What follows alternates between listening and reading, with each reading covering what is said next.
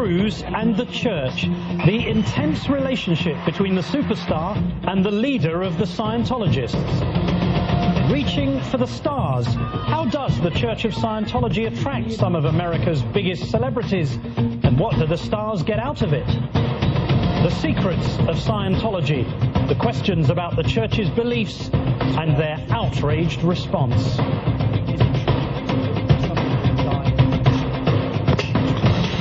From the global resources of ABC News with Terry Moran, Martin Bashir, and Cynthia McFadden in New York City. This is Nightline, October 23rd, 2009. Good evening. Celebrity endorsement can be a crucial part of any promotion or product. A Super Bowl quarterback using a particular aftershave, an Oscar-winning actress wearing a particular designer. And even in the private area of personal faith, celebrity endorsement can be influential in encouraging others to follow the same path. It's no surprise then that soon after the invention of Scientology by science fiction author L. Ron Hubbard, the group set about attracting major public figures, an effort that has proven extremely successful.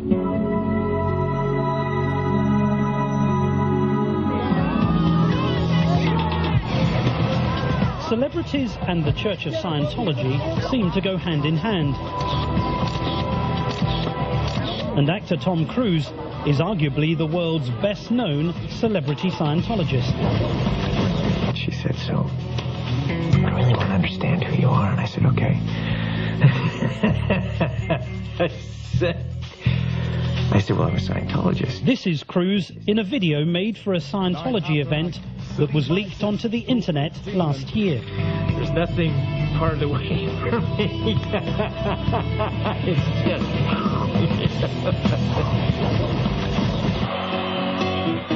Tom Cruise first burst onto the scene in a pair of white socks and not much else, in risky business. Then he was a fighter pilot, a bartender, and by the time he uttered those now immortal words in Jerry Maguire... You complete me. He'd become the most successful movie star on the planet and deeply involved in Scientology. Amy Scobie was a member of Scientology for 27 years. She was a church executive who helped expand Scientology's outreach to celebrities. Presbyterian Church doesn't have a wing that emphasizes reaching celebrities. Why do you think there was this emphasis on celebrity? One of the purposes of Celebrity Center is to make celebrities walking success stories of Scientology. How are you? Good to meet you finally. Tommy Davis is the Director of Public Affairs for the Church of Scientology. His mother is the actress Anne Archer, who was nominated for an Academy Award for her role as a betrayed housewife in the film Fatal Attraction. Why was there this exceptional approach to celebrities? Well, what's the purpose of that? What you have in Scientology is you have a lot of artists who are Scientologists. Some of them are well known. The Celebrity Center, which is the arts and culture branch of the church, first began. It was actually founded by, and gotten going by Scientologists who are artists. Scientology was founded by science fiction author L. Ron Hubbard in the early 1950s. One of the key practices in Scientology is auditing, which is a kind of counseling session in which a person's unconscious thoughts from painful experiences are purged, often with the help of a trained auditor and a device known as an e-meter. In this e-meter, this electrometer, which works on the same principle as a lie detector, even though they say, no, this isn't a lie detector, but it's the exact same principle. Bruce Hines left the church in 2003 after 24 years. But it indicates some kind of electrical pulse. Yeah, it sends a current through your body, and the theory is that when you have emotional charge, it changes the resistance of the body, so that changes the current, and it makes this needle move. Has the e-meter ever been subjected to randomized clinical trials to assess its efficacy? I have no idea. I don't know why it would be. It works in Scientology, and that's what people use it in. I don't know why it would be subjected to random clinical trials. It's been tested and used repeatedly and extensively. For therapeutic care, you just said. In a religion. But has it ever been tested objectively, is what I'm asking? I mean, it gets used every day by Scientology counselors. I'm not asking that. I'm asking... To my knowledge, no. And as far as evidence of the e-meter and its efficacy, the evidence of that is in those Scientologists who have used it to great benefit. And as far as the Church of Scientology is concerned, it's the only evidence that matters, is the people and the results. From the start, L. Ron Hubbard set out to attract celebrities, believing high-profile public figures would be its most effective evangelists.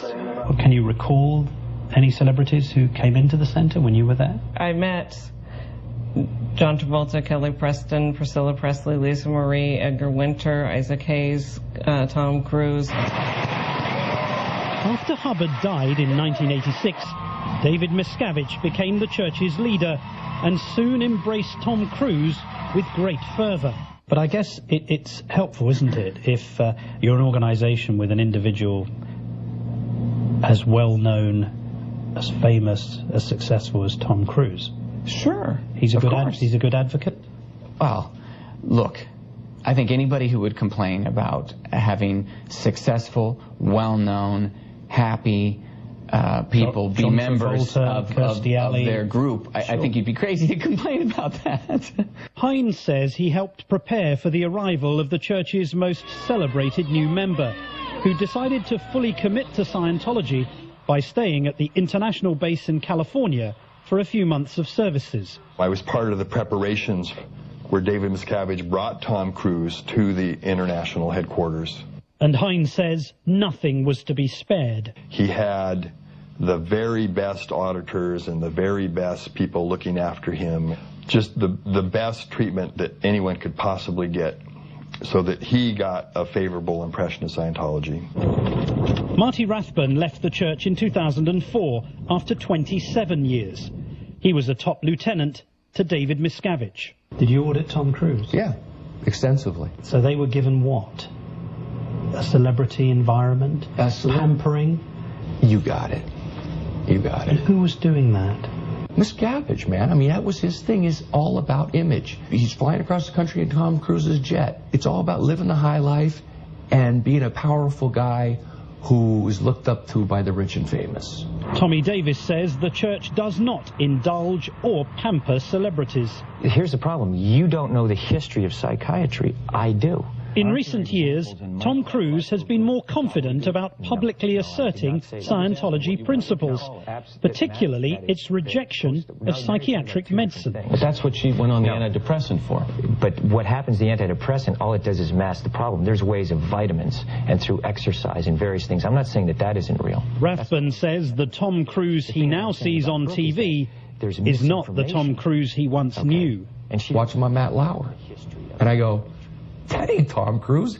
That's David Miscavige. That's not the Tom Cruise I knew 2 years ago. You're referring to the moment when he attacked Brooke Shields for suffering postnatal depression and attacked Matt Lauer. I mean, he is talking to Matt Lauer like David Miscavige talks to his staff. You're glib, man. You don't get it. You don't understand, you know. Aren't there examples where it works? Matt, you don't even, you're glib.